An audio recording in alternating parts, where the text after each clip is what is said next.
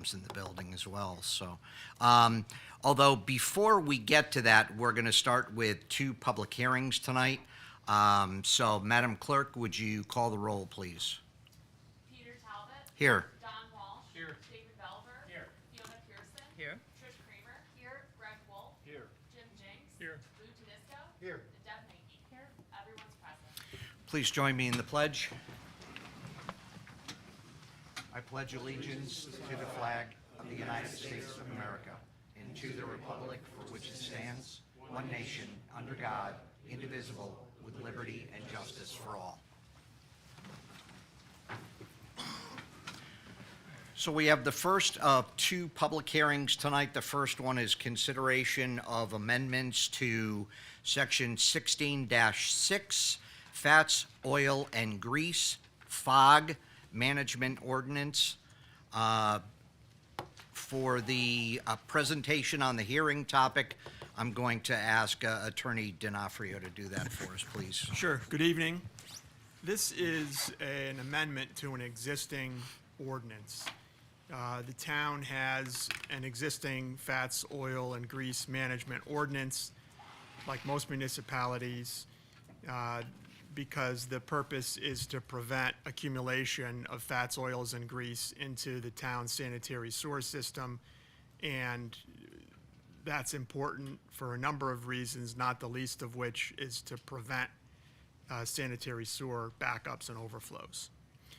The existing ordinance has been on the books for a little bit, and the town engineer has come forth with a couple of recommendations that were vetted through the ordinance committee, and I'll just go through those revisions quickly. The first is in the definition of food service establishment. Right now, there's 4 classes of food service establishments in Connecticut. Right now, the ordinance covers Class 3 and Class 4. The proposed change to the ordinance would add Class 2 food service establishments. The definitions of food service establishments are very, very difficult to distinguish based on the language, but a Class 2 food service establishment basically is one that prepares and cooks food that's time or temperature controlled for safety and may require hot or cold holding, but that does not involve cooling. So examples of those would be, America, I think, has a list: McDonald's, Subway, Dunkin' Donuts. So this amendment to the ordinance would broaden the definition of food service establishment to add those Class 2 in addition to the Class 3 and Class 4 food service establishments. The next proposed amendment has to do with rules and requirements for all of the discharging businesses. Right now, every 3 years, food service establishments are required to register with the town. The proposal is to change it to every 5 years. There's been some challenges with getting compliance, complete compliance. Our office has been involved in trying to help the town to achieve complete compliance. So once we get a registration, even though inspections will be ongoing, the idea is to move it from every 3 years to every 5 years, and to have a registration fee that's $150 upon initial registration, and then the renewal fee of $150 every 5 years when the registration is renewed.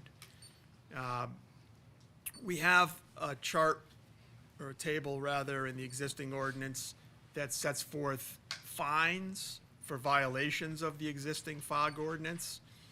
The proposal in terms of the 2 amendments to those fines is as follows.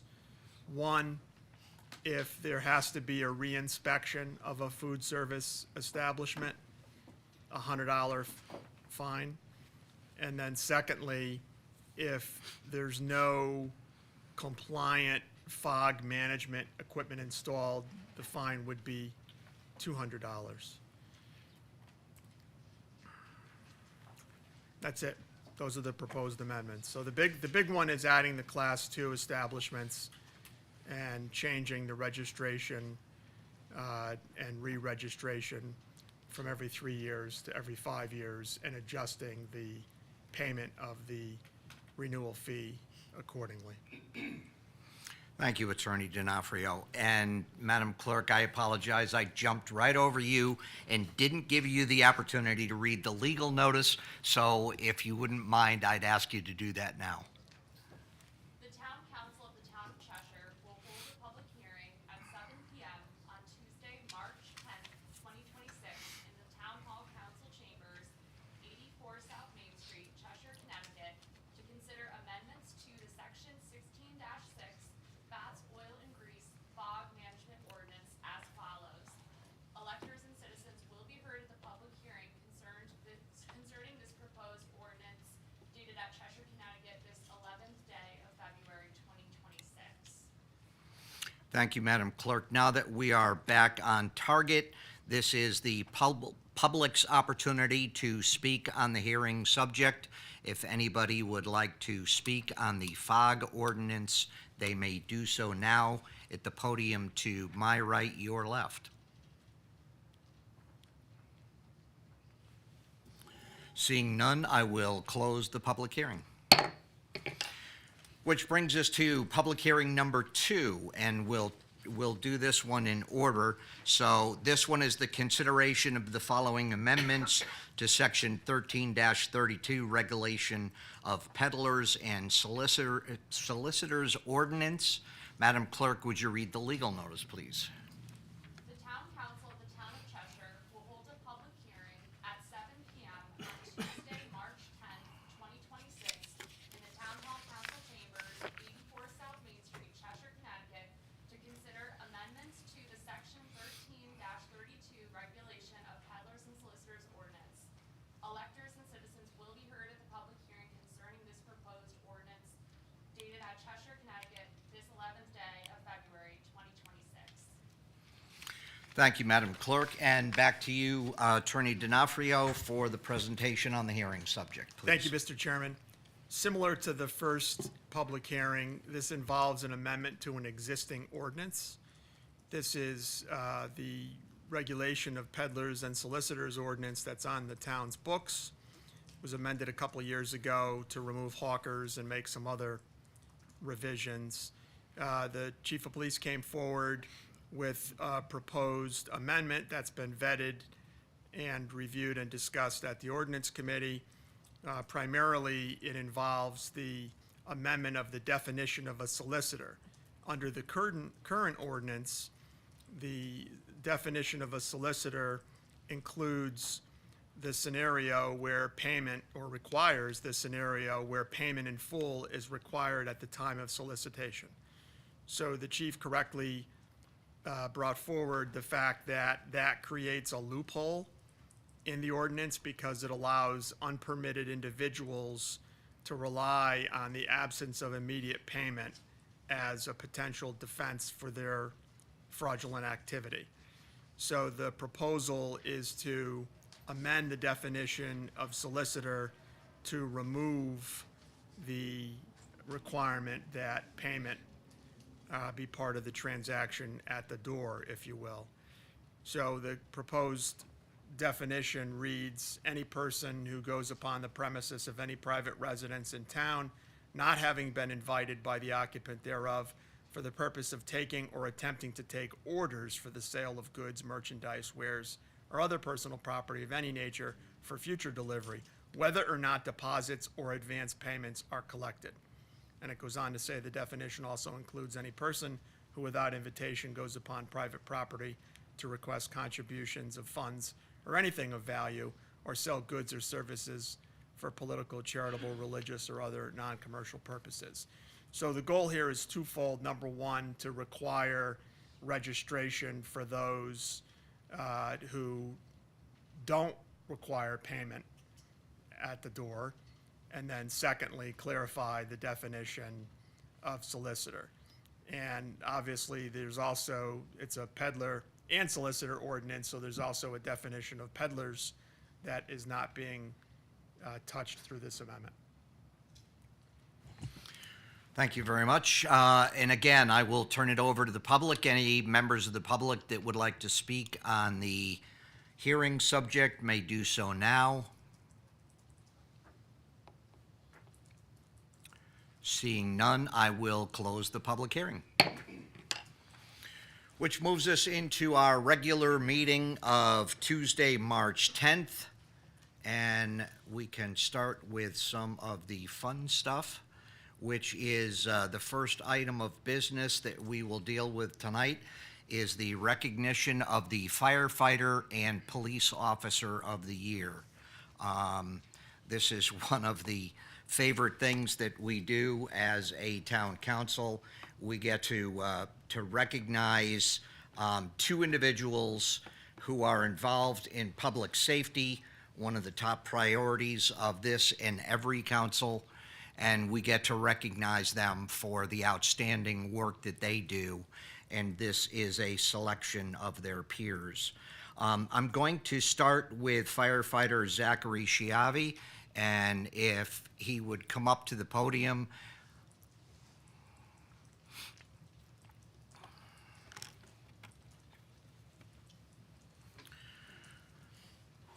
Firefighter Chiavi, I have here a certificate of recognition for the 2025 Cheshire Firefighter of the Year, firefighter Zachary Chiavi.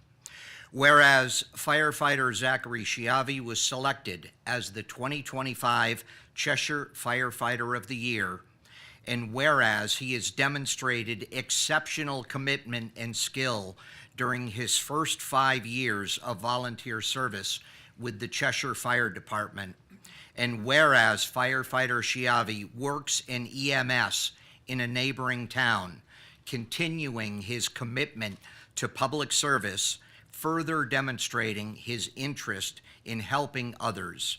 And whereas his commitment to the community exemplifies the best traditions of the Cheshire Fire Department, now therefore I, Peter J. Talbot, Mayor and Chairperson of the Town Council, on behalf of the Town Council and all the citizens of Cheshire, do hereby recognize and congratulate Zachary Chiavi for this well-deserved award and offer our sincere appreciation for his exemplary service to the town, dated at Cheshire, Connecticut, this 10th day of March, 2026.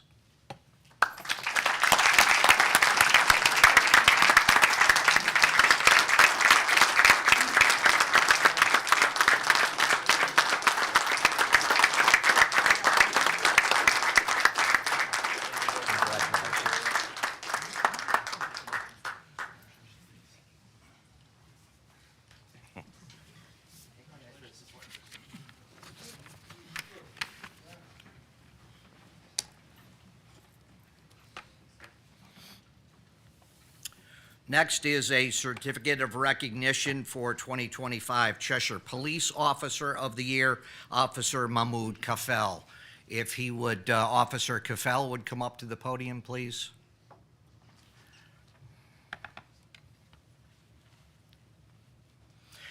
Whereas Officer Mahmoud Kafel was selected as the 2025 Cheshire Police Officer of the Year, and whereas working with the town since 2021, Officer Kafel consistently demonstrates professionalism, dedication, a strong work ethic, and a steadfast commitment to serving the community.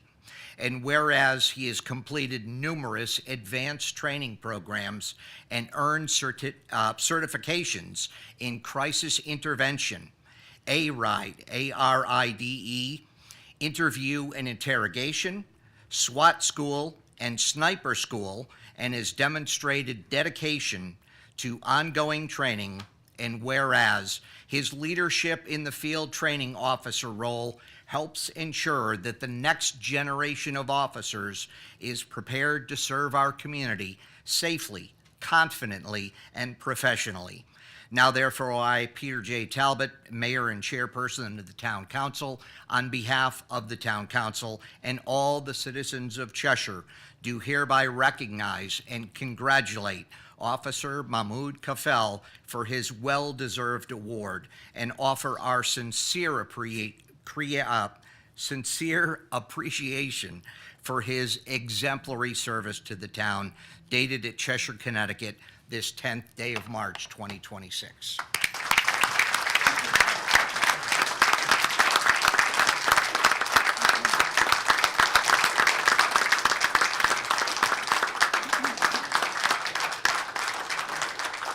Congratulations.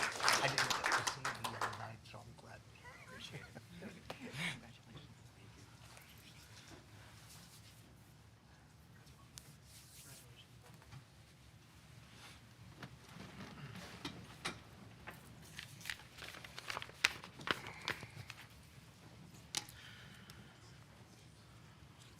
That's always a great way to start the meeting. The next up is another positive thing. I'm going to turn it over to Town Manager Sean Kimball for the introduction of our new Director of Human Resources, Ronald Ing. All right, thank you, Mr. Chair. Ron, if you don't mind coming up to the podium as well. I am very pleased to announce the appointment of Ron Ing as Town of Cheshire's new Human Resources Director.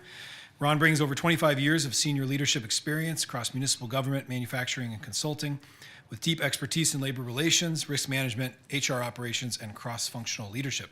Most recently, he served for more than 15 years as the Director of Human Resources for the town of Stratford, where he oversaw HR services for approximately 500 full-time employees and nearly 800 employees overall, including seasonal staff. Ron has extensive experience in collective bargaining and employee relations, having managed and negotiated contracts for 6 unions. He's known for being people-focused with a strong commitment and to consistent processes that promote equity and protect the organization. So it is my great pleasure to have Ron on board. It's only been a few weeks already, but he's really settling in.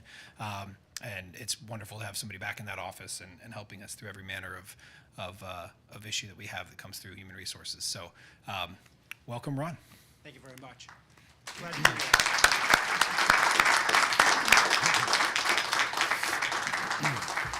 Before you go, we're not going to let you off that easy.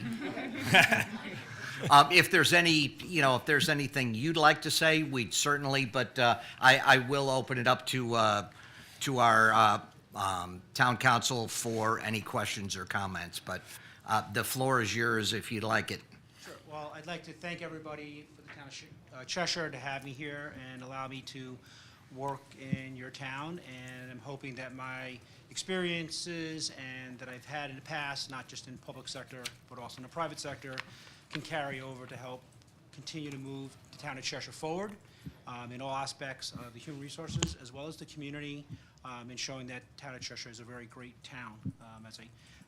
I do have people that I used to know that lived here. They moved out, but I am familiar with town of Cheshire, so I'm very happy to be here to work though as well, and to work for the taxpayers here at the town of Cheshire. So Thank you. Mr. Velleber, did I see you? Oh, okay. No, other than welcome, and we look forward to working with you. It's great to have a fresh pair of eyes and thoughts and ideas as we deal with all the various issues that we have here in town. So welcome, and look forward to working with you. okay, thank you. Anyone?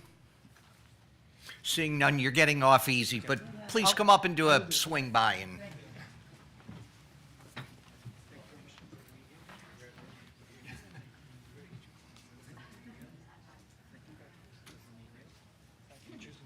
Thank you. You as well. Good to see you again.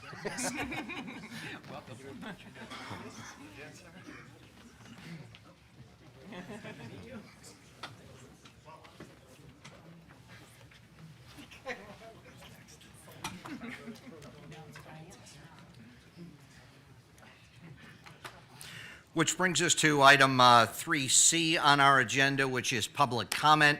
Any members of the public that would like to address the council may do so to the podium on my right. Please state your name and address for the record, and please limit your comments to 3 minutes. Floor is yours. We'll try for the 3 minutes. Welcome, hello, members of Town Council, James McKenney, 272 Beacon Hill Drive, Cheshire, Connecticut. I was elected Planning and Zoning in November. I attended several planning and zoning meetings as an observer, thinking the proper thing would be to be informed for the continuity. On the 26th of November, I was sitting there, and they were about to go in session, and I was asked to leave.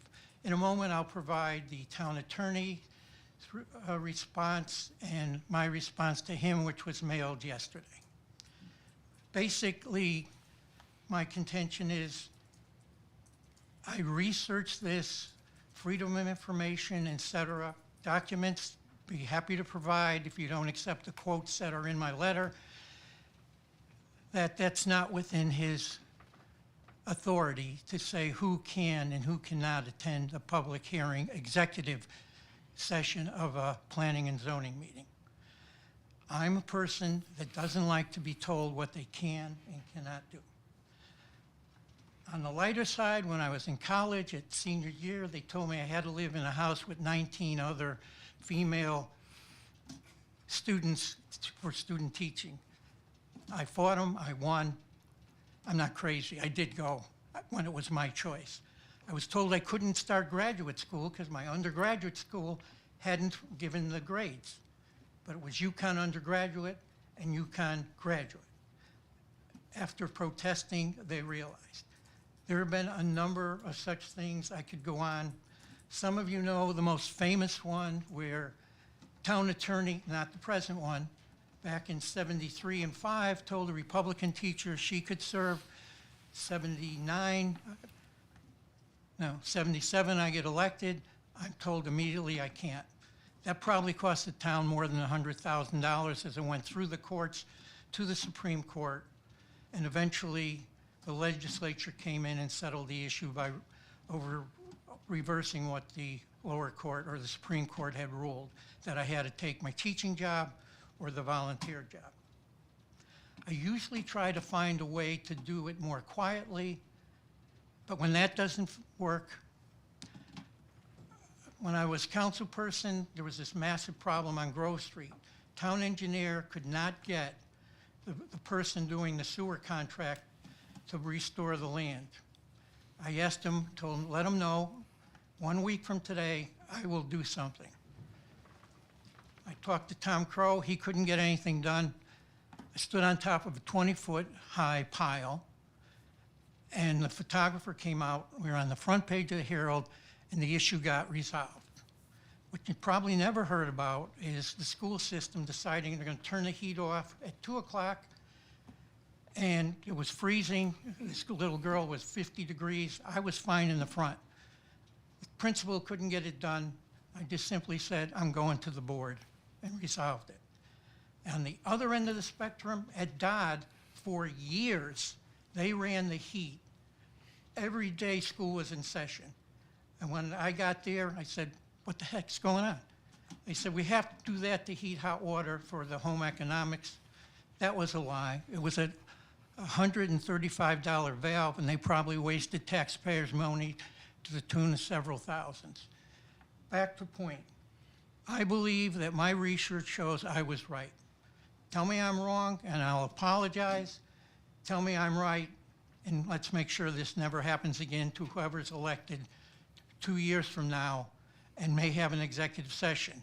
They're not going to be told by anybody but the Planning and Zoning Commission whether they can stay or not. If you want comments, I'll take them. I would suggest you think about this before you ask, because if you ask the wrong question, it can cost the town money. So I know that you have provided the letter from the town attorney, which obviously we can get. Yes, Um, I'm surprised you haven't. Can you get us a copy of your response? Oh, I plan to. I have Okay. copies for everybody. All right. Yeah, if you can just leave them with the clerk, we can get them. Sure. And we'll look into it. Thank you. Okay, Appreciate it. thank you.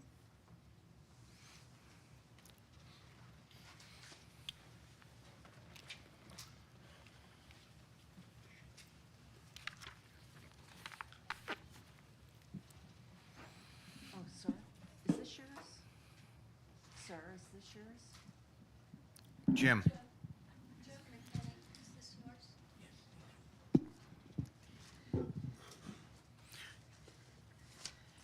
If you would just, ma'am, if you would just tilt that microphone down a shade. More. Excellent, thank you. Is that good? Okay. My That should name- be fine. Okay, thanks.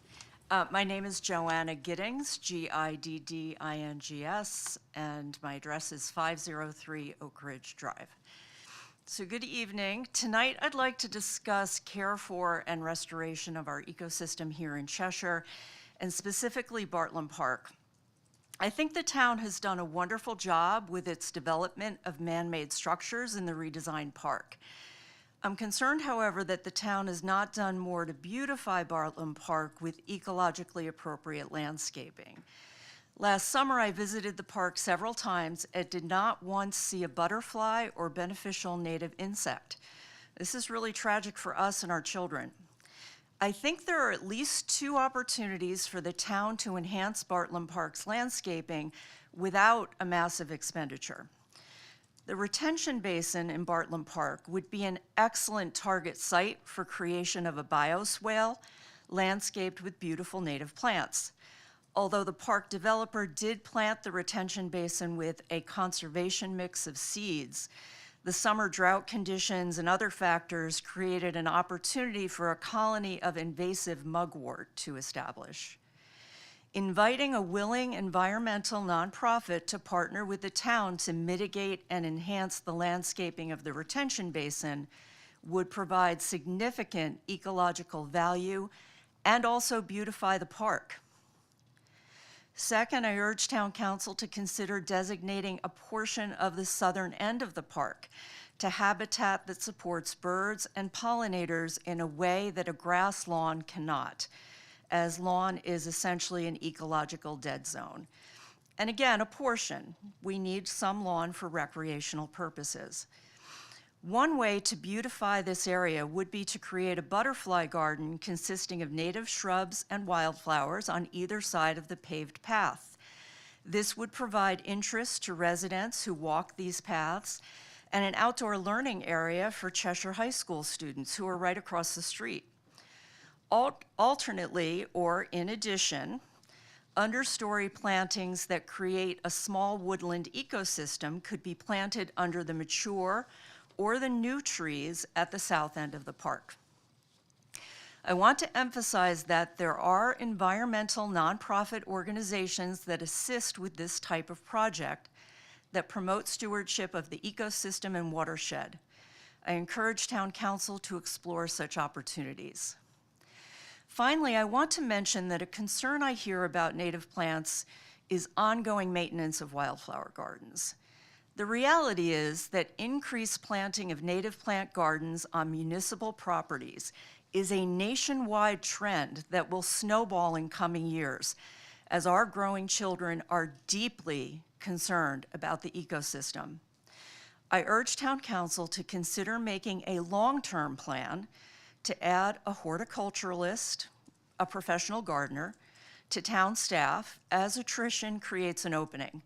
We owe our children and grandchildren a legacy of supporting ecosystem health. Thank you in advance for taking my thoughts into consideration. Appreciate your comments, Ms. Giddings, thank you. Thank you.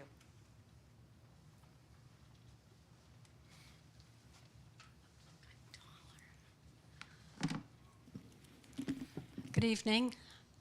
I'm Karen Schnitzer. I live at 18 Courier Place here in Cheshire, and I'm chair of the Environment Commission. The Environment Commission supports the town collaborating with environmental nonprofits such as the Mill River Watershed Association and Save the Sound on projects such as Joanna just mentioned. And additionally, we'd like to note that often these projects come with funding for implementation. And if there's anything that we can do to facilitate or assist, we'd be happy to do so. Thank you. Thank you, Ms. Schnitzer, appreciate it. I think the best course of action here is to have the Environment Commission work with Ms. Giddings, put together a proposal. Oh, by the way, your staff liaison happens to be our Park and Rec Director, Mr. Gawlak. So if we follow up the chain from Ms. Giddings to the Environment Commission to Mr. Godlack, and then ultimately, if there's any funding or any approvals needed, it would end up with the town council. So, I think we're on a path that, we'll take a look at exactly what you're talking about, especially since you said it was free, so. As we are about to enter budget season as early as tomorrow evening, so. But thank you both, appreciate it. Good evening. I'm Ian Meakin, 233 Patton Drive, Cheshire. This is going to cost you.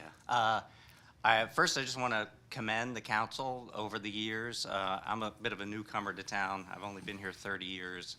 And in the time I've been here, the town has gotten progressively more walkable. You guys did a great job with the sidewalks. Not everybody noticed. There aren't too many walkers out there, but the ones who do have noticed. So that part's great. I'm here to just ask if there is a plan going forward or where it stands to perhaps have some bus shelters for the 229, formerly the J bus. It's something, if you do take the bus from Waterbury to New Haven, which I do fairly regularly, you will notice Waterbury has bus shelters, Hamden has bus shelters, New Haven has bus shelters. Most civilized cities in the country have bus shelters, but when you pass through Cheshire, there are no bus shelters. One thing that concerns me is that a lot of people don't ride the bus here at the council, perhaps, and so don't notice the lack. But if you do take the bus, you will see in the weather I'm consider myself fairly young, but there are elderly people who, work in town or work in New Haven and are out there in the cold and in the rain and in the sleet, and it's, it kind of breaks your heart. So I'm just wondering, I know that I've talked to a few of you severally over the years, but is there a plan, and who's responsible? Does CT Dot do it, or does the town do it? So your timing on this is good as well, and we're hoping that it may not cost anything still. I'm gonna ask our town manager, Sean Kimball, to jump in. We are in the midst of what's called a multimodal transportation study that is being done that will take a look at bus routes. We'll take a look at things like shelters. We are very interested to a member on this council with extending the bus route up to the north end. With that as a prelude, I'm going to turn it over to Mr. Kimball for kind of an update on where that study is. So I guess in answer to the first question, we have been working on bus shelters for the last couple of years. We were partnering with Elam Park, actually, who was kind of lending some of their architectural expertise that they have, as they're very interested in a bus shelter at the Cook Hill intersection. But they thought maybe this could be a design bus shelter we could replicate throughout the rest of the route in town. That's been hit or miss. I think there's a different architect, I think, now working on it. I know Merrick, our town engineer, is here. He attended that first meeting with me. Separately, I know back in November, the state had reached out about a bus shelter program. There are certain minimum boarding requirements that exist to qualify for, I guess, a free or as part of the first year of that program, bus shelter. But it's possible that the town could opt to, if we wanted to accelerate something, fund something like that earlier. There's a chicken-egg thing there, too. If right. you put some shelters in, you 100%. might get more ridership. Yep, that's a great point, and we certainly agree. So I know, I haven't seen a follow-up, I think, since the November email. Merrick, I don't know if you have anything more you wanted to add, but I know those are kind of two parallel tracks we were looking at. It's been an issue we've been trying to address. It's been on the town council's goals and objectives for the last couple of years to expand bus shelters in town. So I think we're all on that same page, but we're just trying to I would get just it done. encourage you guys to move forward because traffic will not become less of a problem over time. And, I'm not a transportation nerd, but I'm friends with them. And, every person who gets on a bus significantly reduces traffic. So you really want to encourage this. And just an irony, my bus stop is right outside of Town Hall on the other side, on the green there. And so when it's sleeting, I'm looking over at the Town Hall. So I've been thinking for years, I'm going up there and saying something. So, and again, I mean, part of it is you should jump on the bus and just see. It's actually an amazing service. It'll get you down to New Haven for like $1.50. Yeah, And- I used to work in New Haven when I lived in Hamden. I took the J bus down It's- for about a year, so And I if can you're certainly paying appreciate it. $14 a day for parking down there, Yeah, it that starts was- to look like that's an op- exactly why I did it. But it's like I personally know people who don't do it because they can't reliably know that in the weather they're going to have a place to wait. Definitely. So I'm throwing it out there. I just would say, Mr. Chairman, I don't know, Merrick, if you have anything else that I left out on that? No, I think you covered everything. Okay, all right, great. I think that's- Excellent. Thank you very much. Appreciate the comments. And we are on it, so. Anyone else? We'll move on to our regular business items, starting with the approval of minutes, the minutes of February 10th, regular meeting. I will entertain a motion. So moved. Thank you, Ms. Pearson. A second from Mr. Walsh. Thank you, sir. Any comments, omissions, deletions, changes? Seeing none, I'll call for a vote. All those in favor? Motion passes unanimously. Moving on to the consent calendar, just to clarify a question that I had, I know there was not a budget meeting tonight. Item A is the acceptance and appropriation of $1,657.50 from the Greater Waterbury YMCA to support the Juvenile Review Board program. I asked about this this morning.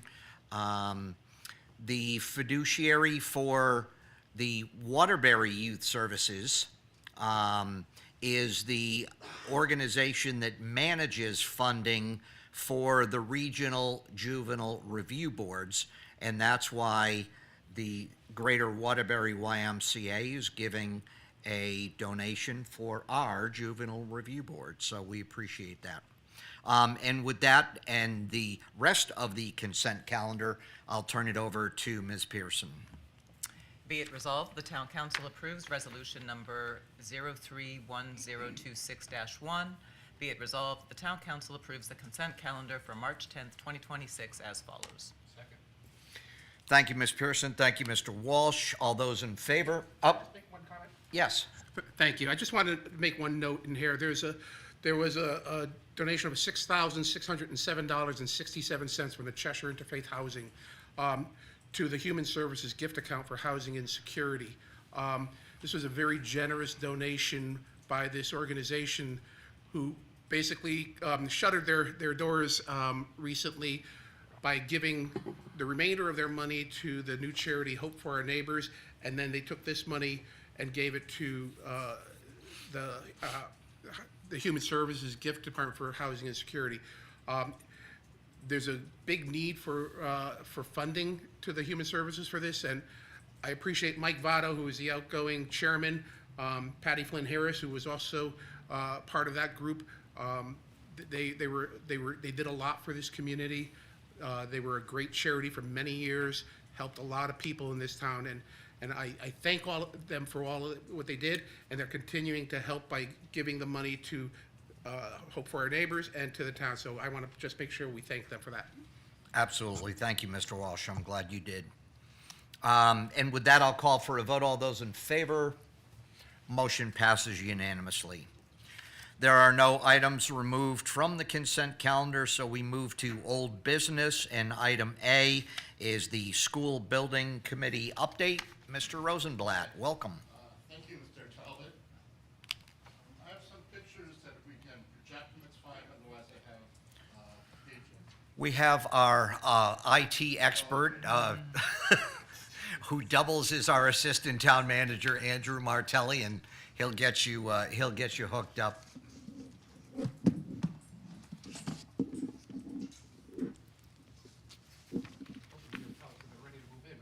Just about.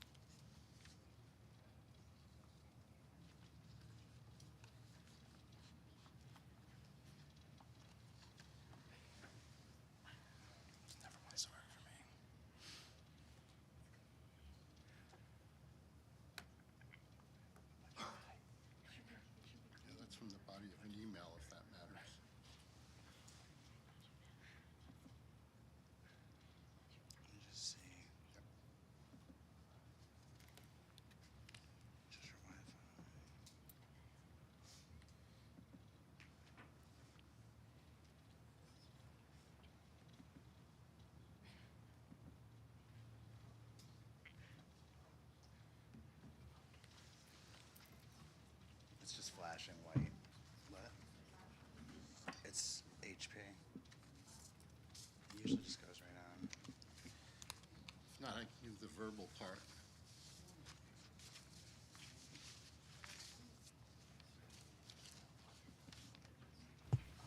Yeah, we can, if you want to do the verbal portion, and then if you wouldn't mind sending the presentation to the clerk, and she can distribute it to the council. Okay, sure. Okay, well, thank you, members of the council. Thank you, members of the council. I'm Greg Rosenblatt, 110 Bellamy Road, Vice Chair of the Next Generation School Building Committee, and I'm presenting our monthly update in the chair's absence. First, what we always like to say, construction at both schools remains on schedule and under budget. At the Norton School, the building section completion, the different sections are projected to be completed between June 15 and July 16. And as of January of this year, the sections are between 45% and 73% complete. Demolition of the existing school, along with completion of the parking lot and landscaping work, is scheduled for completion by November 11. At the Barnum School, building section completion is projected between June 2nd and July 10, 2026. As of January 2026, the sections are between 45% and 65% complete. Demolition and abatement of the Jarvis Street house is scheduled for completion by August 13. And then we have photo montages. I can give a printout either to the council so you can take a look at it, or if we get to project it up there. These are as of this week, but everything is projecting nicely internally and externally. And lastly, I know the committee's received some feedback regarding the proposed ceremonial plaques at the school. If there are any comments, get them to the committee before our next meeting, which is on March 26th. Okay, thank you. I'm happy to answer any questions. Thank you, Mr. Rosenblatt. I'll turn it over to my colleagues first, but I have one quick question. Anyone else from the council have questions? I just have comments. Ms. Pearson, comment. I had reached out actually to Rich Gusenberg and Vin, and I included Tim White on that correspondence regarding LEED certification. Our Sustainable CT team was going through some of the action items that we were considering, and so we were wondering if the two new schools might actually qualify for LEED certification. And just looking at the website, I know there is some cost that's associated, but wondering if that is something that would be good for the community. I know many of our new university buildings are now all LEED certified, and that's something the university promotes. So I didn't know if that's something the town wanted to research and look into. Rich said he was going to look into it, and I know that Vin did respond, and Vin Macianis did say that both of the new buildings were designed to comply with the Connecticut High Performance Building Standards as required by law. And he said that he recalled that Craig Raza and Kohler Ronan explained that these standards are very roughly equivalent to LEED Silver. So I don't expect you to answer, but that was something that I was hoping perhaps you could, and the committee could look into. Is that something that would be feasible, especially if we're on time and under budget yep. right now? That might be something to consider as a way to promote. Okay, I'll mention it at our next meeting to get it back on our agenda. Thank you. Yep. Mr. Walsh. I know there was a discussion about putting a storage shed over at Barnum to store the lawnmower. What did you guys decide on that? And was that an additional expense, or are you going to hold off on that for the time being? Right, it would be an additional expense, and I know Vince has been pushing for it, but it's still on our agenda. It's still likely, but because it's initial expense, we've been pushing it down the road. I'm just curious, so, I mean, obviously you'd probably need lawnmowers and snow blowers and everything else. Where would they be stored if you didn't have an outdoor storage place? Absent a shed, my understanding was that it'd be stored at one of the other sites and have to be brought over. That was the plan?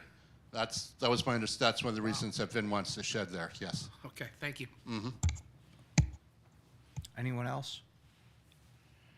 Seeing none, you mentioned that the old Norton School will be taken down and completed, the parking lots and all that completed in November. Yes, November 11th is their target date. What is, I'm sure you guys have taken care of it, but what is that going to do to the traffic pattern? While it's being torn down? Yeah, are they going to use the Farmington, or the the Sharon back Drive?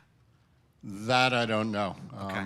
Yeah, I can ask him, find out, and have Rich tell you next meeting. Yeah, I'm curious as to what the... Yeah, what the school in the 'cause, front, I I'm mean, not- the right. gymnasium, which was added on later, really goes pretty far into, you know, what would be the traffic pattern Right. to try and get by to the new school, so. Yes. Yeah, I'll check and we'll let you know, and I see the pictures are now up. I just went to the Facebook page. Oh, okay. So I know, but these are pretty These are recent. We very put these similar. up The ones had it last from weekend. Monday, but they're very similar to these. So I'm not sure if there's any you wanted to highlight, but if folks want to make sure you follow the Next Generation School Building Committee on Facebook, and you can see some of these. But I know we were particularly happy to see the ceiling work come in. It looks really, really nice. And this is in the Media Center Right. over at Barnum. Barnum, and that's where see the this- elevator to the second floor, the circular column up front. Which looks like a silo intentionally. Right, yeah, it looks like a silo. And the students, the gym, and more recently, some of the gym fixtures are in now. Yeah, I saw the hoops are in. Right. Yeah. It's another the gymnasium. Yeah, so these are going back a little bit further, but it's coming out really Right, nice. it's coming along, and I know, I believe it's May 7th, they're planning a walkthrough for people through the two schools. And lockers are in, and, Oh, there's the Yeah, that's the one. basketball hoops. right, there. Mhm.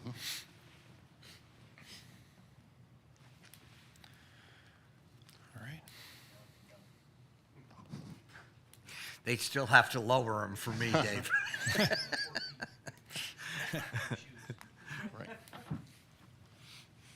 Okay, any Excellent. more questions? If not, thank you very much. Thank you, Mr. Rosenblatt. Appreciate it. My 5 favorite words, on time and under budget.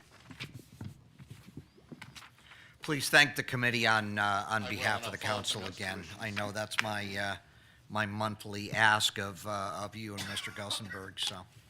Moving on to new business, item A is call for a public hearing for amendment to ordinance section 2-8, the fee schedule pertaining to fee for use of a handheld scanner device to copy documents. Ms. Kramer. Be it resolved that the Town Council approves Resolution 031026-2. Be it resolved that the Town Council will hold a public hearing at 7 p.m. on Tuesday, April 14th, 2026, in Council Chambers, Town Hall, 84 South Main Street, Cheshire, Connecticut, to consider the adoption of the amendment to Section 2-8, fee schedule, copies of public records as follows. Second? Thank you, Ms. Kramer. Thank you, Ms. Pearson. We have a motion and a second. This is simply the call for a public hearing. Any questions, comments? Seeing none, I'll call for a vote. All those in favor? Motion passes unanimously. Moving on to item B, which is the adoption of amendments to ordinance section 13-32, the regulation of peddlers and solicitors, which was the subject of a public hearing earlier this evening. Mr. Tedisco. Be it resolved that the Town Council approves Resolution Number 031026-3. Be it resolved that pursuant to the recommendation of the Ordinance Review Committee, the Town Council hereby adopts the amendments to Section 13-32, Regulation of Peddlers and Solicitors Ordinance, and that's attached. And the ordinance amendment shall go into effect 21 days after publication. Thank you, Mr. Tedisco, and thank you, Mr. Wolf, for the could be the earliest second we've ever had. The chief stepped out, but I'm sure that we can get Attorney D'Onofrio to answer any questions. Mr. Velaber. Thank you, and I just want to clarify, and I'm sure this is common knowledge, but I want to make sure that people understand that, and Jeff can,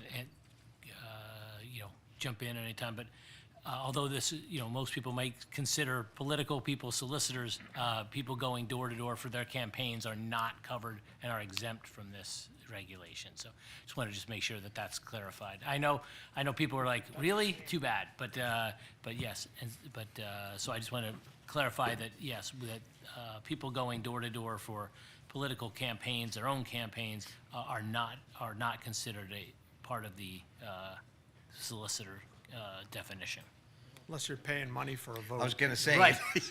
Right. Unless they happen to show up soliciting for funds. Right, and, yeah, exactly, and also, like charitable organizations like Girl Scouts and stuff, they're exempt as well under the current. Correct.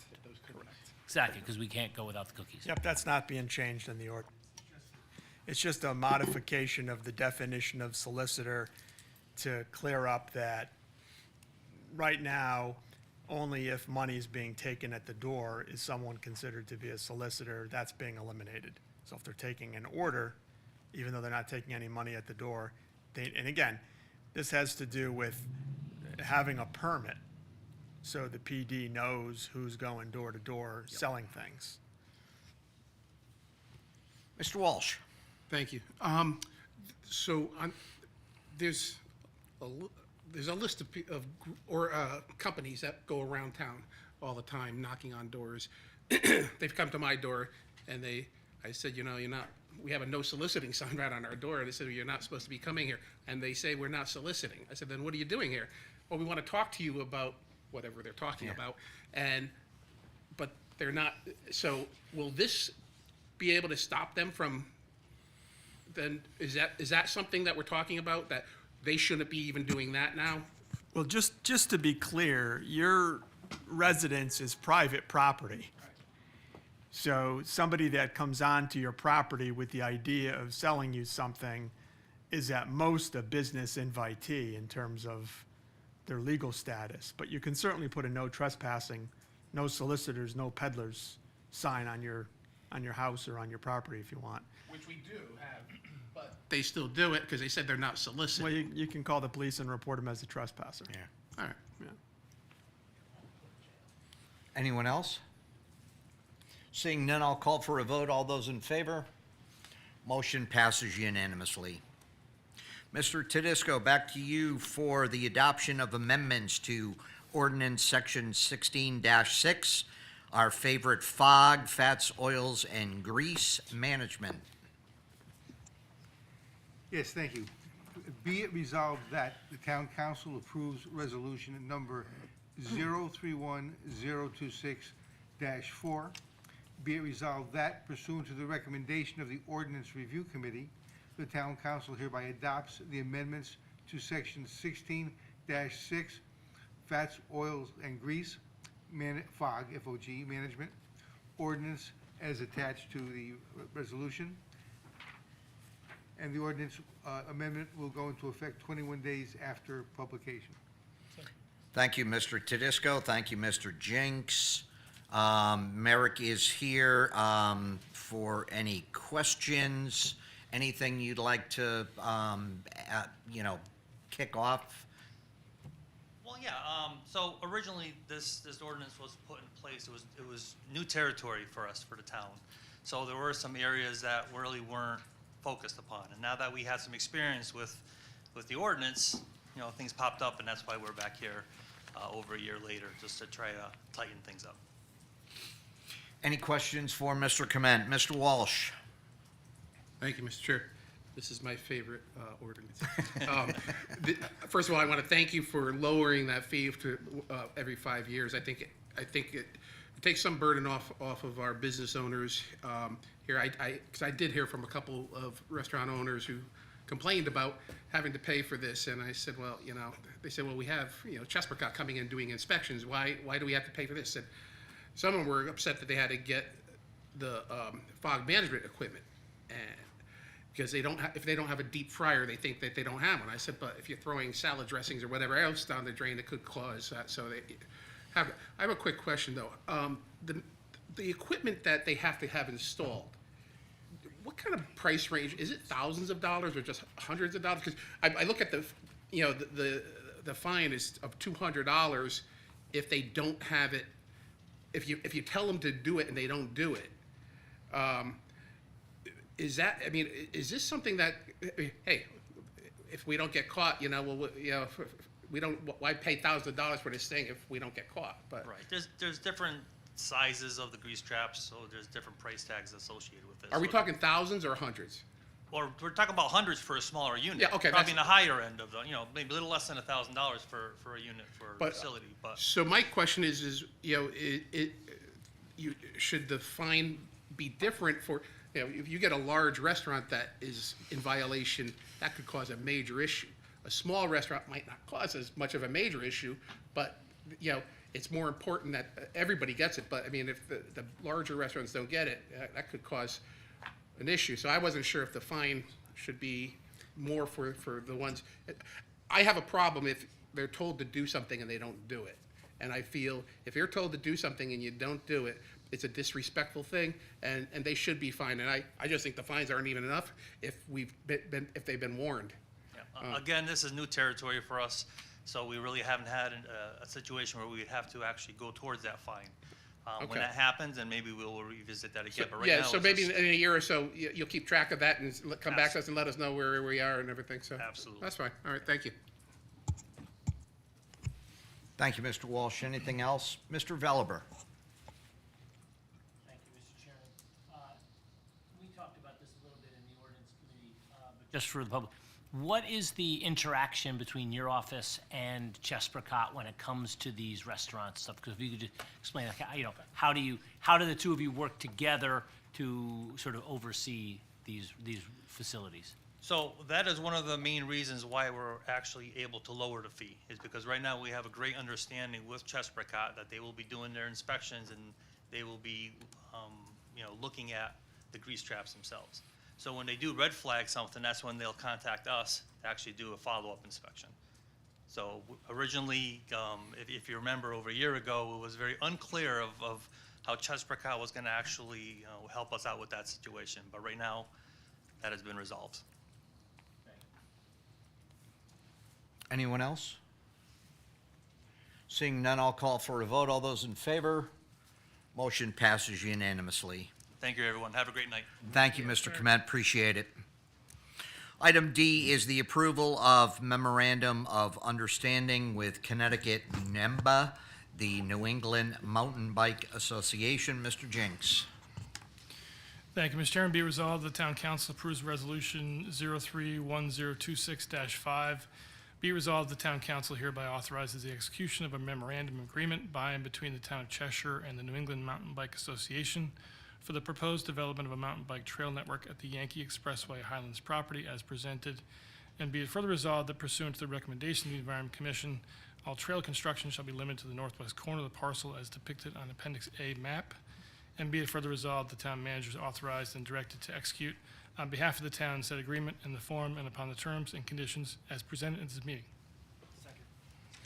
Thank you, Mr. Jenks. Thank you, Mr. Wolf, for the normally timed second on that one. I see Director Gawlak is at the podium, so I will spare Mr. Jenks kicking off, although I'm sure he could handle it, kicking off the discussion portion and throw it to I'll you. pass it back off if you wanted me to wait until you did your. Look, I mean, we also have members of NEMBA here as well that I know want to comment on the park. But if you want to just go ahead and kind of talk about the process, how we got here, more or less. Sure. So it started almost about 4 years ago when before I was the liaison to the Environment Commission. We've had a lot of meetings. It's been massaged. The map, the environment concerns. I think we finally reached, after many meetings, a general consensus so that we could kick this off. I'm thrilled that it's happening tonight. And I'll just kind of defer to the folks from Connecticut NEMBA and Karen if they wanted to add anything else. I think we've covered everything with the MOU. There was some spirited debate on the map and delineations on where we could start with this. But we referenced the recent report from the DEP forester, David Irvin, who really concentrated on this northwest corner. And while the ERT gets completed over the next 8 to 12 months, hopefully we can greenlight the rest of the project or put in some other controls. Thanks. Thanks.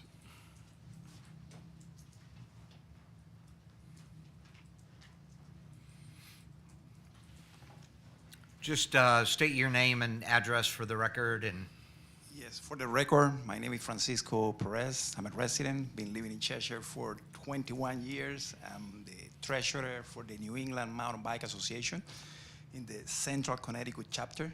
And next to me is... My name is Mick Ferrara. I'm the regional director for the New England Mountain Bike Association. I'm not a Cheshire resident. I am a Simsbury resident. I am, however, a representative for the entire region that we cover. I'm proud to say we'll be 40 years old next year. We are one of the oldest trail advocacy organizations in the country. We represent 37 chapters across 5.25 states. We have a little bit of Vermont across the Connecticut River and almost 11,000 members. I'm here tonight to say thank you. This is an incredible opportunity to bring more outdoor recreation to Connecticut. I have been here before, and so if I could take a minute to just update you on where we are with some new projects that we're working on in Connecticut, it's really exciting. We've recently finished a grant with Connecticut Deep for the town of Canton, and we are in the final stages of reviewing proposals for a beginner skills park in the town of Canton. We were able to acquire a $250,000 grant from Connecticut Deep and the recreational trails. It's going to be an incredible thing that happens for the town of Canton to bring more cyclists to that community. The Mono Pond State Preserve in Columbia, Connecticut, we've created the first master plan ever for a state park with mountain bike optimized trails. That's been in partnership with the Trust for Public Land, Connecticut Deep, and INBA Trail Solutions. That is going to be a flagship project for the state of Connecticut. It also utilizes 3 zones, one of which is mountain bike optimized, 2 of which are multi-use trails, so really exciting. Finally, Nepog State Forest, which is an incredibly environmentally sensitive area. We were able to create a master plan for multi-use trails through the Nepog Trail Alliance, working with Connecticut Deep, Forestry, Parks, the Farmington River Watershed Alliance, and the CFPA to create a master plan for that state forest in one of the most, again, environmentally sensitive, but also paying attention to forestry and parks and what's out there. So this is another opportunity for the state of Connecticut in outdoor recreation. I'll put on another hat real quick. I serve on the board of the Connecticut Outdoor Recreation Alliance, and we are a nonprofit organization that lifts up the outdoor industry in Connecticut. And these are the things that, from mental health to physical health, benefit communities and the community outdoor recreation that we really want to see, and it's incredibly exciting. So thank you for this opportunity. We're looking forward to doing more out here. thank you very much. Appreciate it. And I know we have the chair of the Environment Commission is here. Madam Chair, if you would like to make a comment, I want to provide you that opportunity as well. Twist around. I was not prepared for this, but I do want to say that we, the Environment Commission, on behalf of the Environment Commission, we've tried to be very diligent. This property is 300 acres and it's beautiful. And of course, our mission is to protect the environment and promote responsible use. And while I admit it's probably been a trial for our friends here, I'm not going to apologize because that's our mission, is to do what needs to be done for the environment. And I do want to thank Andrew for filling out that application for the Connecticut Environmental Review Team so that we're #1 on the list for this year, and we're getting the right things done. But in the spirit of compromise, we Thank move you. forward. Appreciate it. No, I just want to say, thank you to all of you. Thank you to the town.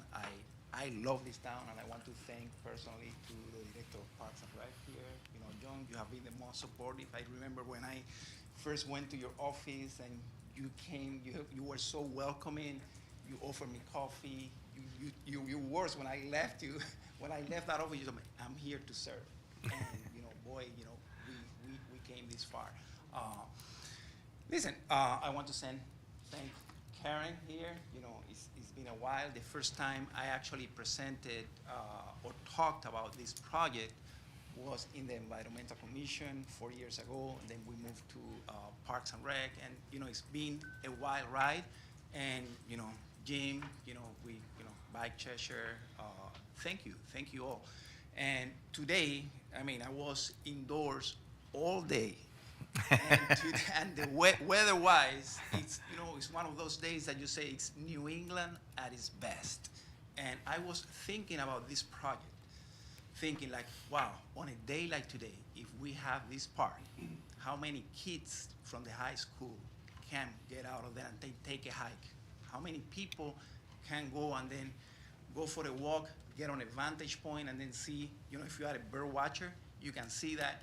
How many people on a day like today, you were indoors all day, and then you have a couple of hours, and then you challenge yourself, went there, took a bike ride, you did trail running, and it's actually a healthier life. And I have not a single doubt in my mind that, when we deliver this park, it will continue to make this town, which I love, probably one of the best towns, the most livable in the state of Connecticut and in New England. So, thank you all. Thank you very much. Appreciate it. Questions from colleagues, or comments? Go ahead, Mr. Walsh. Thank you. First of all, I want to thank NEMBA for choosing Cheshire to do this. I know you're thanking us, but we should be thanking you because I think this is something that's going to attract a lot more people to our town to see how beautiful our town is. Just a quick question, and I don't know who can answer this, but I think as phase 1, you said 8 to 12 months. So I don't want people to get too excited to be getting on those trails this summer, unfortunately. But I think next summer, that phase will be done. The rest of the phases, which is the bigger portion of it, what's the time frame for that? I guess once we have, if we're #1 on the inspection, what's the time frame? Are we talking 2 years, 3 years? It's TBD, really.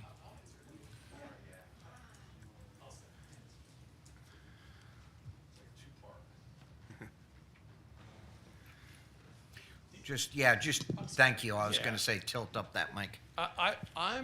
I would say years, at least, because again, what's going to happen in creating trails is that we're going to have more environmental concerns. We're going to have wildlife. We're going to flag something, and then we're going to walk it, and it's going to look different. Well, that's because the other thing I'm worried about is the parking situation, And the parking's, yeah. which is something I know we're trying to figure out here ourselves. But I know that's so basically we have about a year to figure out the parking as well.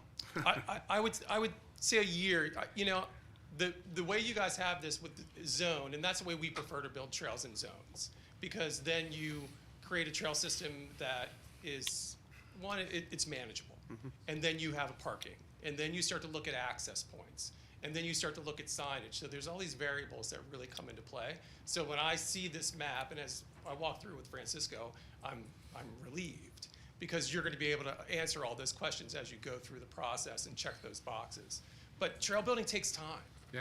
Yeah, and to do it correctly takes to make it sustainable, to alleviate environmental concerns, parking, facilities, all that infrastructure.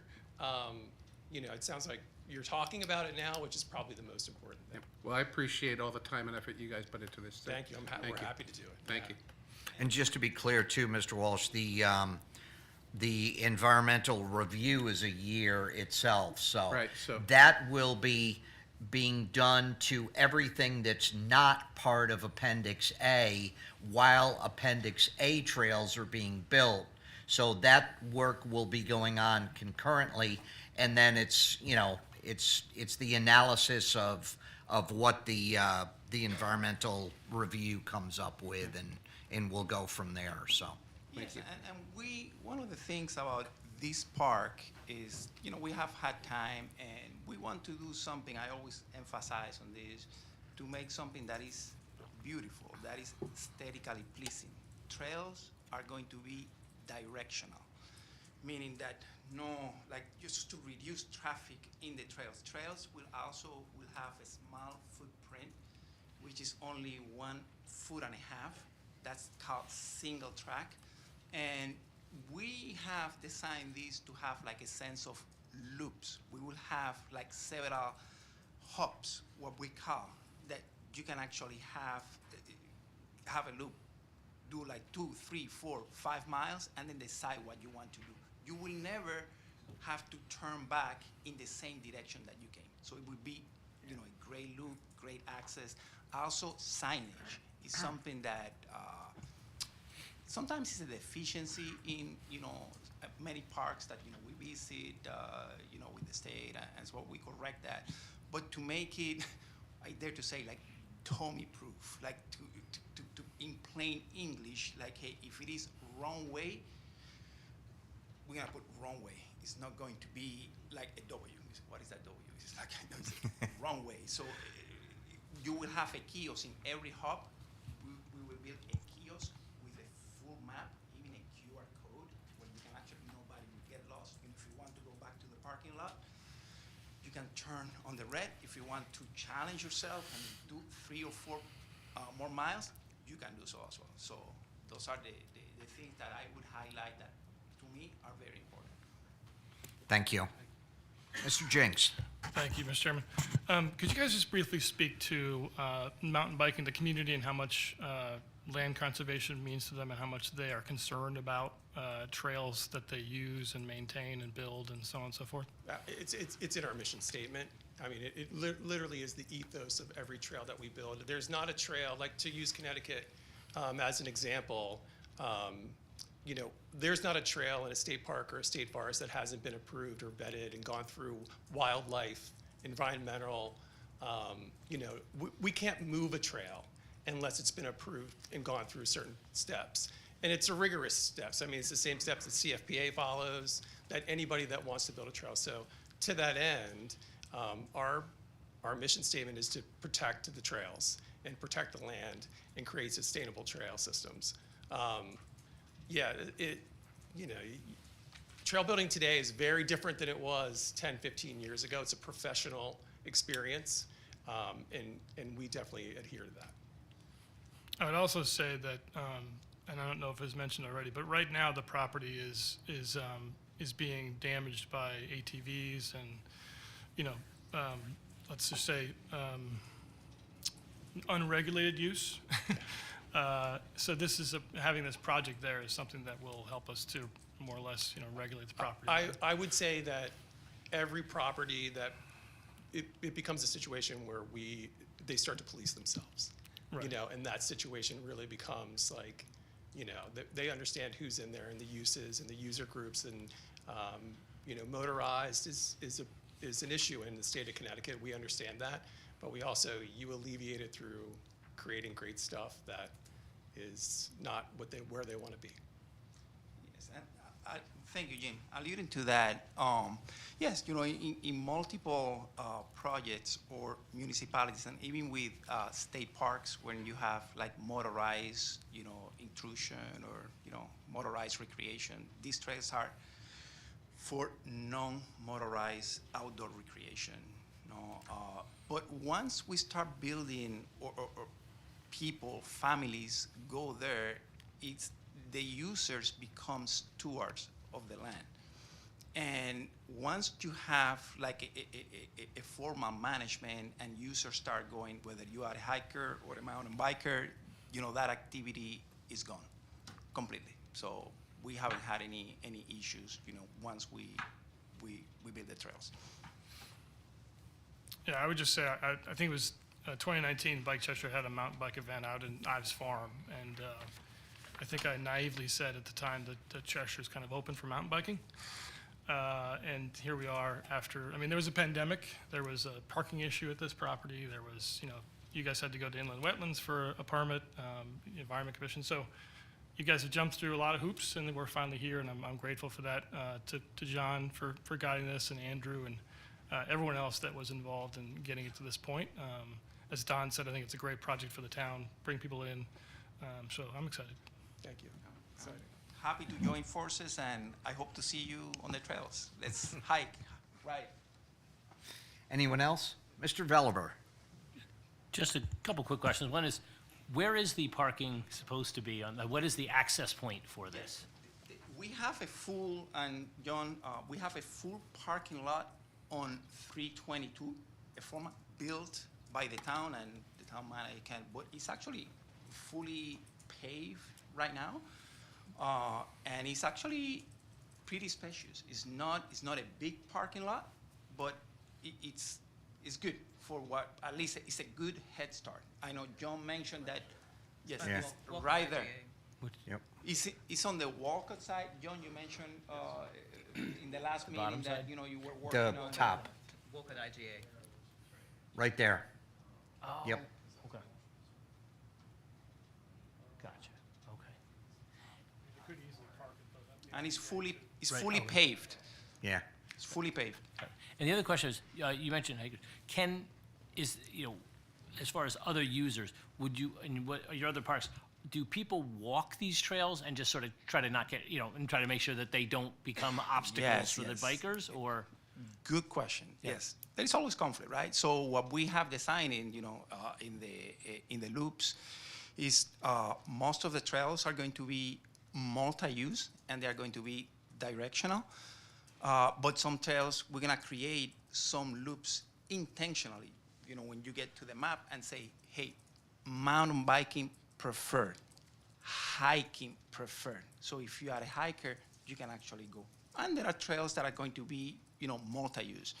So for all with vantage points, with benches, bridges, and but sure, yes, that's how we plan it. Okay, thank you. The trails out there too that are for hiking as well. Yeah. And there are also 5 roads. I actually promised Karen I really want to do an interpretive trail with plaques where it shows, the flora, the fauna, a description of the flora that you found, that you find in the park, and so forth, and a brief history. So we can use those 5 roads as well. Mr. Wolf? Thank you, Mr. Chairman. First, I just want to thank all of you guys, Francisco, Matt, the whole team, Karen, John. This is going to be a fantastic project. I echo what Jim said about right now these trails are in disrepair, and this is going to improve them. And I also just want to echo how mountain bikers in general are outdoor enthusiasts. They enjoy being outside in this environment and want to be stewards of the land and improve on the land. This park will be better once mountain bikers have their time in there. So I just want to thank you for this project in general. But in addition to that, I just want to what can Cheshire residents do now to help NEMBA get these trails going? Because I would love to see a robust participation from Cheshire in the build out of these trails. And how can we get in touch with you? Do you have to be a member of NEMBA to do this? I know that's going to be your first ask. I'm like jumping through the microphone. Join NEMBA. We are a 99% volunteer-centric organization. We have 2 full-time regional employees. It's me and our executive director in Boston. The way to support is get out and help. Join the volunteer days. Go to our website. Get involved with your local organization. Support whatever the other organizations that are collaborating with these guys. Go to your local bike shop. Get a bike, go for a walk. Those are the things that are gonna move that. These are natural surface trails for outdoor recreation. the mountain bike community is motivated. We are a motivated group, and that's why we're here today. But this is something that the town of Cheshire can use to thrive the outdoor community. But shamelessly, join NEMBA, like support these outdoor organizations, you know, donate, go to the local pizza shop. You know, the economic impacts are there too, so. Is there a direct way that if someone joins NEMBA, they can link up with Francisco and Matt and all you guys to work on this particular trail? So our website will drive you right to your local chapter, absolutely. But you have more than that. We do have a Facebook page, Central Connecticut NEMBA, and we will probably create a specific page on Facebook for this project, Yankee Highlands. Now, my friends, I'm getting old, my friends are convincing me to do Instagram. Now it's like, we need to move because Facebook is like, my daughter doesn't have Facebook. But social media is actually the platform where all the interaction happens, you know, trail closures, you know, for example, after heavy rains, you know, we announce, hey, trails are closed, do not ride, do not hike, because it damages trails. So, but, you know, social media is actually the platform, the best platform to use. So create a Yankee Highlands page and everyone will follow. Yes. Thank you. Ms. Pearson? I just want to thank everyone at NEMBA for your work these recent years. And I do want to thank our Assistant Town Manager and our Director of Parks and Recreation and our Chair of the Environment Commission. I know it was uncharted waters in terms of determining this process. Appreciate all that you have done. The collaboration, right, it epitomizes what we can do in this community. And so I just want to thank you all for working through this, collaborating, all the work that you've done. And we look forward to seeing what is produced in the years to come. Thank you, Ms. Pearson. Anyone else? We are ready to vote, so I will call for a vote. All those in favor? Motion passes unanimously. Thank you all, and we appreciate all the efforts of the people that Ms. Pearson just mentioned. Moving on to our final new business item, it's the acceptance of Regional Water Authority Public Drinking Water Station located on a portion of the Farmington Canal Heritage State Park Trail. Ms. Pearson. Be it resolved that the Town Council approves Resolution Number 031026-6. Be it resolved that the Town Council hereby approves the terms listed in the draft water line easement and agreement by and between the State of Connecticut and the South Central Connecticut Regional Authority in relation to the installation of a public drinking water station by the South Central Connecticut Regional Water Authority at the Farmington Canal Heritage Trail. And be it further resolved, the town agrees to inspect, maintain, repair, and replace said drinking water station apparatus as needed. Thank you, Ms. Pearson. Thank you, Mr. Jinks, for the second. Either Mr. Kimball or Mr. Martelli, do you want to kick off discussion? I can do this. So the Regional Water Authority is extending water lines over to the Stonebridge crossing neighborhood across Dickerman Road. And as part of that, they need an easement that crosses the trail. And they have offered to install a dual function water fountain for both people and for pets, for dogs to use there at the trail. This is almost to the Southington line, north of 691 on the trail. And so the town would be accepting the donation, if you will, of the water fountain, accepting future maintenance responsibilities as they would arise. But again, staff supports this amenity to the north part of the trail. I think it'll be a benefit to trail users in that area and up and down, obviously, the rest of the length of the trail. So we would appreciate your support. Questions or comments? Seeing none, I'll call for a vote. All those in favor? Motion passes unanimously. Which brings us to the town manager's report, and I see it's up on the screen, and as a matter of fact, I've had a sneak preview of it, so. Yes, well, we released it earlier this afternoon. This is the second month of our Cheshire Town Square monthly e-newsletter. It's been a very busy couple of weeks in the town manager's office. We released this as well as the town's operating budget, proposed budget today. I will just kind of quickly breeze through as a guide the Town Square newsletter. There's a welcome letter from me, as there is each month.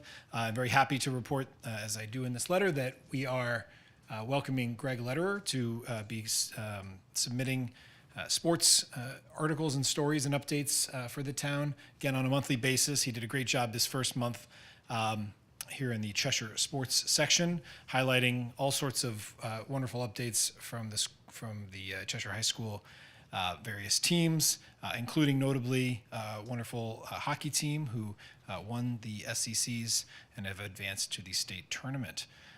So if you haven't had a chance yet, please be sure to read. I know we sent it around to the council earlier today. You can also subscribe through our website and the Notify Me function to make sure you get future editions.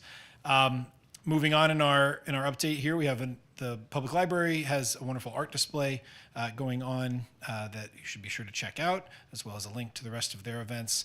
Some updates from a Chamber of Commerce sort of corner, if you will. A few recent ribbon cuttings. A lot of spring events coming for Cheshire Park and Rec. I know John Golick was just here, but obviously ever popular during the spring break time period. But later this month we have the underwater Easter egg hunt, the Lions Easter egg hunt, fishing derby, muck run, touch a truck, chalk it up. Those last four, again, being great activities for parents who, and I have been there myself, are trying to find things to entertain their kids for spring break here in Cheshire. Reminder of summer camp registration. We did our Civic Corner this month focused on the town budget, what it is, Budget 101, just some sort of basic information about how the budget is developed, a process that I'll touch on here in a minute. Really kicks off today and tomorrow night. We also have the budget workshop schedule uploaded here to this month's newsletter. Again, just a plug, tomorrow night is our public hearing and the Board of Ed budget workshop. So 7 p.m. here in council chambers tomorrow night, Wednesday, March 11th. And then I'll get to kind of, I think I'll come back to the ClearGov announcement here, but we have a number of other announcements. The March Electronics and Mattress Recycling event, which is always very popular here, especially in the spring, is this Saturday, March 14th. We have Neighborhood Assistance Act applications are open. If you'll recall, the tax credit program for the Neighborhood Assistance Act is designed to provide funding for municipal and tax exempt organizations by providing corporation business tax credit for businesses who make cash contributions to these entities. Applications are due by Friday, June 5th at 4 p.m. to the town manager's office. So this is an annual process that we go through, but please take a look at that. Our Projects Around Town page has been recently updated, and also we are still in the time period for the elderly and 100% disabled tax credit application period. So I'll once again make a plug for folks to consider looking into that should they apply. Our Spotlight Corner has a couple of great updates. Our police chief, Fred Jortner, has done a great job providing monthly updates from the police department. You'll see some references to both Police Officer of the Year and Firefighter of the Year here in his update. And again, our America 250th Spotlight as we're gearing up for July 4th. A lot of great information there about the plans for the 250th. So there's a lot of great information. Really appreciate Savannah in my office and all of our department heads and team in my office who help pull together some of this content. But I hope folks are finding it useful.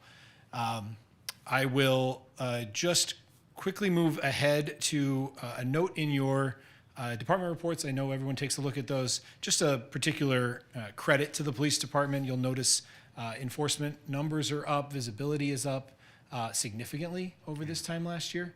I think over 100%. And so I just think credit to the morale and our wonderful folks in the police department. I think they're just doing a great job. I've seen them a lot more visibly this year myself, so I just want to give them credit.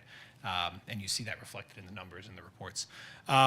Again, a reminder, budget hearings tomorrow night. You have your budget books from the town general fund, line item detail, as well as the Board of Education's budget book. So I know you will all be cramming this later tonight in preparation for tomorrow. And then last but not least, I referenced earlier, we are now having, sorry, I'm trying to steal Trish's. We are very pleased to announce this year we have an online budget portal. It's replacing the old vertical book, we used to call it. That was the community kind of financial plan. This is the same, has all the same content and more. I know it's a little hard to see on the TV here, but I encourage you to read it either on your own device, on your mobile device. It actually reads well as well. We have a number of tabs and pages throughout that give you a lot of great information kind of leading up to the budget pages for every department, including historical lookbacks, 5-year lookbacks. It's a little interactive. There's every page has, here's the town council page. There's pictures in it. There's also historical information on the budgets for each division, each department, and Special Revenue Fund, Community Pool, and WPCD as well. So really happy to launch this. There was a lot of work behind getting this updated or created and interacting with our Munis system. Again, credit to our entire budget team. And again, Savannah in our office also helped with this as part of her engagement work. So we're hoping people will promote this, get it out there, and it's a way to either answer some questions or spark some questions from the community. And we hope people will come out and participate in the budget process as we do every year, but maybe this will make it a little easier. So very happy to release that today. Thank you, Mr. Chair. Is the other book online too? It is. So in the budget book, it's both on our finance department page, but to keep you in the budget book, if you go to executive summary, the second tab here, I have a link called Just the Numbers. And that is simply the Town of Cheshire's traditional line item budget detail book. So that full book is here, all 202 pages of the line item detail. And so that's there as well if you want to just read just those numbers. The rest has, of course, integration of revenues, fund summaries. Also, our old capital improvement plan is in there that we had adopted or was formalized after the referendum. So a lot of good budget detail in there. And also, if we find things we want to add to it, we can always add more pages or any other additional information as we go along. So we'll be doing another version of it once the council adopts, and that will live on our with a new column called Council Adopted, and that will be the permanent kind of budget page throughout the rest of the year people can reference after the budget process. So, a couple things before I turn it over to my colleagues.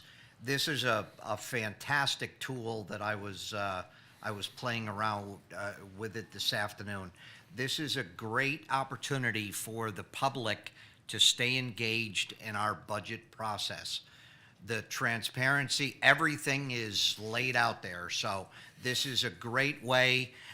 We are facing another very difficult budget this year. This is the perfect way to get engaged and get involved. So I encourage members of the public to go through this. You can send comments to the town manager's comments page via email. If you can't attend meetings, so stay engaged and stay involved is what I'm asking for your participation. It helps the 9 of us make very difficult decisions on behalf of the 30,000 residents of our town. That being said, the newsletter is another fabulous tool. The email from Savannah this afternoon mentioned that we are up to 200 subscribers of the newsletter. And I need someone tech savvy. I know I was able to walk through it, so it can't take a lot. But do you have a kind of a short directions or instructions that you could give? Or maybe you can do it visually to show how how to, okay, I won't put you on the spot with that one, but yeah, of how people can subscribe to receive the newsletter or an alert to the newsletter on a monthly basis. Okay, well, this is a real test, but I know that right here on our homepage, and Noel can jump in if I have it wrong, but we do have a Notify Me button right here. You'll see them kind of popping up as we go. And if you click on Notify Me, we have the town newsletter, Cheshire Town Square, right there. Sorry, zooming in for the folks at home. And you can sign up to get email alerts by clicking that button there. You do have to create sort of a one-time login for the website. That will serve you well if you want to also subscribe to town council meeting agendas and minutes, any number of other items as well that we post, community alerts and other features as our website, which is also fairly new, I'd remind everybody. So this is a great feature that we liked of the Civic Plus platform. So I'd encourage you to create a account anyway. I think that process can take just a little bit of time, as it does with anytime you create a new password or whatnot. But once you're in, you're logged in. If you keep it logged in, you won't have to do anything else once you've subscribed. And just put your email in there, and then you'll get it automatically sent to your inbox. Thank you, appreciate it. Sure. Monthly status reports, police, fire, economic development in your packets. And with that, I'll turn it over to questions from colleagues. Mr. Walsh. Just one thing, I can't help but notice on the economic development page, something that's been fodder on the forum about what's going on with Arby's, why aren't people renting it? But now it's the long-term lease is coming to an end, and it's finally up for lease, which is nice to see. So hopefully we'll get something into that building, and the grass will be cut, and the building will look nice shortly. So, thank you.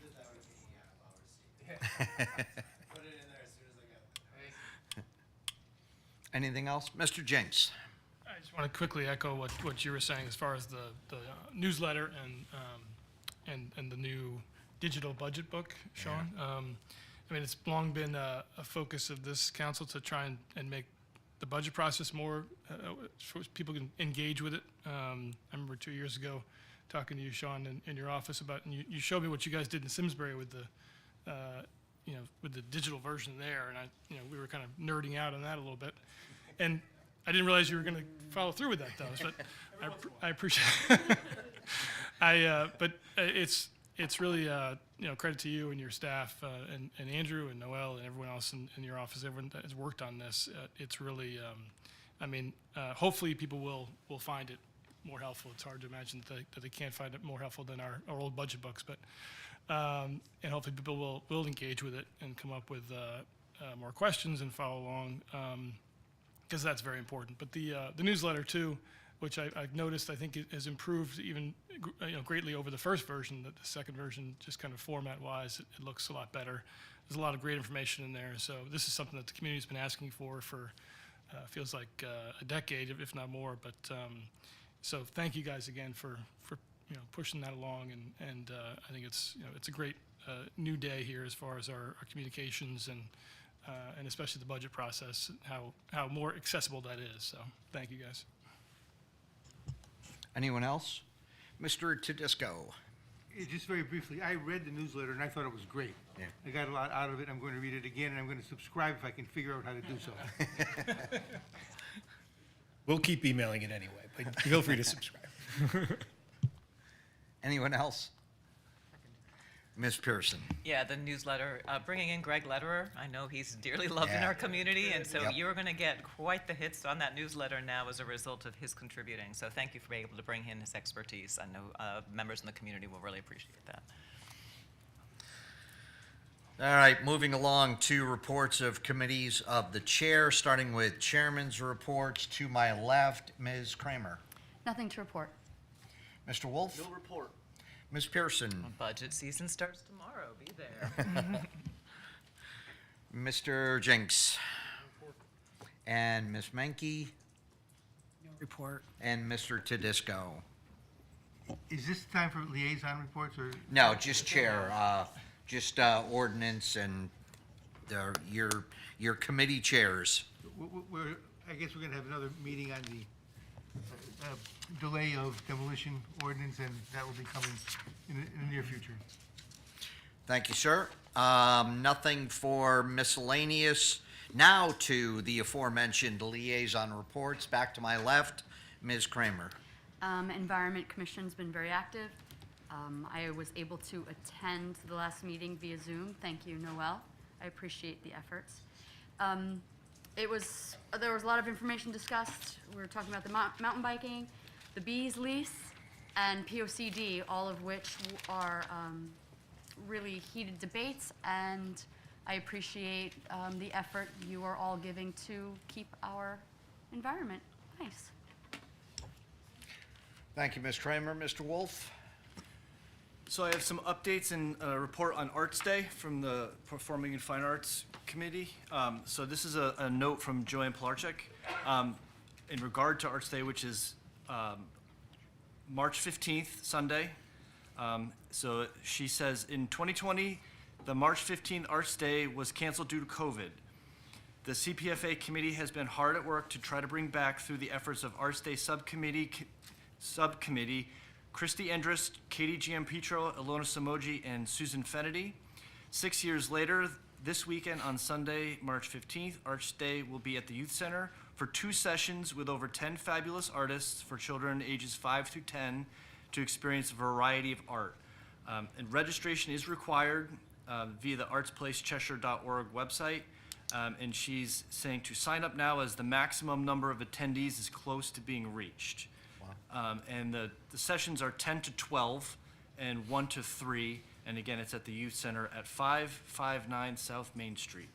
And any more information can be found at artsplacecheshire.ct.org. Thank you, Mr. Wolf. Thank Ms. you. Pearson?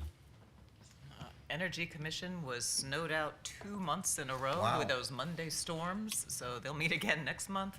And Parks and Rec moved to tomorrow, so I'll miss that, but we'll catch up with them next month. Mr. Jinks? I don't really need to report on economic development, but we did discuss at the last economic development meeting the TIF and kind of the status of the TIF. If I'm not mistaken, one of the things we discussed is that the value of the properties are kind of exceeding what we were expecting at this point, correct? Do you remember roughly by how much, or I forget? Substantial, I thought. Yeah, you'll be hearing a little more about this in my budget Okay. presentation tomorrow night. You're jumping the gun, yeah. Oh, right. But yes, they are, in terms of the actual parcels, they are higher than the original Goma, New York study had estimated they would be.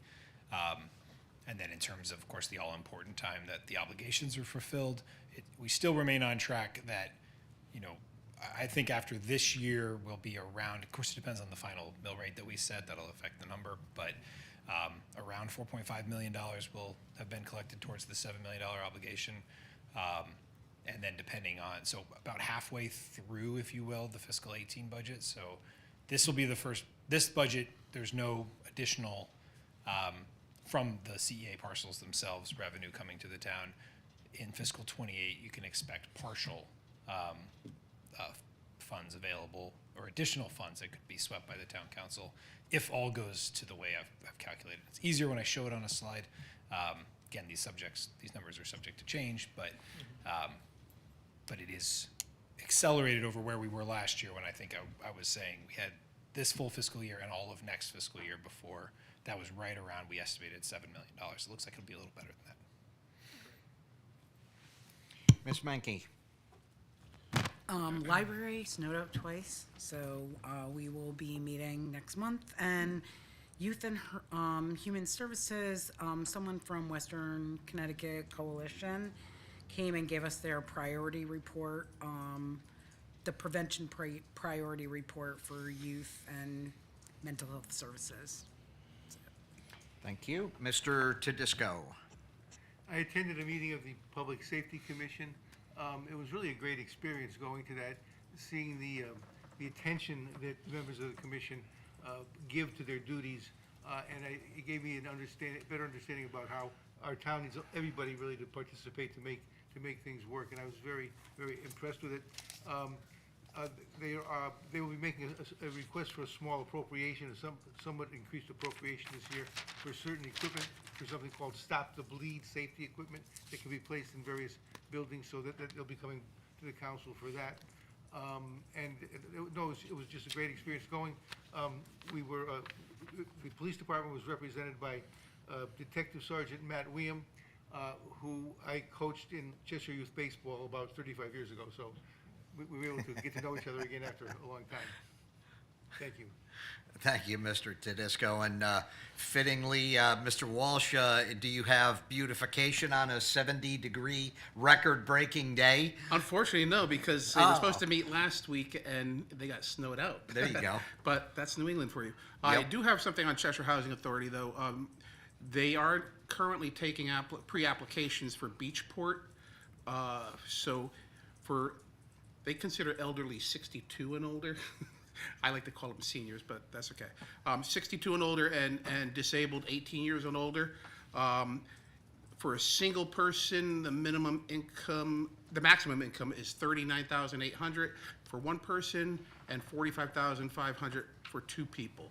But you can get to the Cheshire Housing Authority's application by going to cheshirehousing.org, or you can go to the town website, click on Community, and then find the Cheshire Housing Authority and go there. So if you want to get on the waiting list for Beachport, that's the best way to handle it.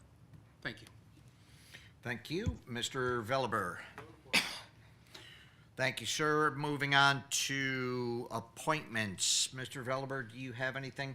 And Mr. Wolf, I believe you just have a correction. So I'll read the whole thing. It's March 10th, 2026. Tony Falcone appointed to the Historic District alternate. This is a new appointment replacing Kevin Daly. The correct term is 3/10/26 to 1/31/29, and he's a Democrat. He is unaffiliated. Yes, unaffiliated. Yep. That was the other correction. Yes, okay. It was the date and the affiliation.